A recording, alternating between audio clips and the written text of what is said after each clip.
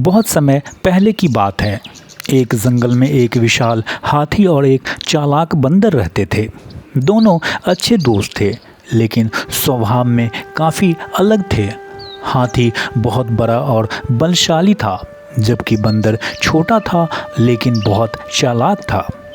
एक दिन बंदर ने मजाक करते हुए हाथी से कहा, तुम इतने बड़े हो लेकिन तुम्हारी चाल इतनी धीमी है।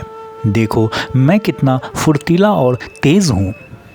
हाथी को बंदर की बात सुनकर थोड़ा बुरा लगा, लेकिन उसने कुछ नहीं कहा। वह शांत स्वभाव का था। कुछ दिन बाद जंगल में एक बहुत बड़ा तूफान आया और सारे पेड़ टूट गए।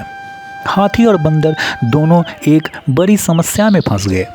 बंदर ने जल्दी से एक ऊंचे पेड़ पर चढ़कर अपनी जान बचा ली, लेकिन हाथी ज़मीन पर फंसा हुआ था। तूफान खत्म होने के बाद जंगल में हर तरफ तबाही मची हुई थी।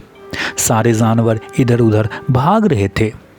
तभी बंदर ने देखा कि एक छोटे से हिरन का बच्चा एक बड़े पेड़ के नीचे फंस गया था। उसे कोई बचाने वाला नहीं था।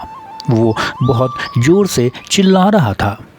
बंदर ने पेड़ के पास जाकर उसे बचाने की कोशिश की, लेकिन वह छोटा और बहुत कमज़ोर था। वह पेड़ को हिला भी नहीं पा रहा था।